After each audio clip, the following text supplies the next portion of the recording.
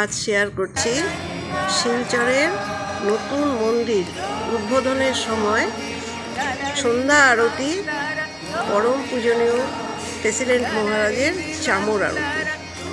আজ এটাই শেয়ার করছি, তোমরা দেখতে থাকো, খুব ভালো লাগবে। সবাই সুস্থ থেকো, ভালো থেকো।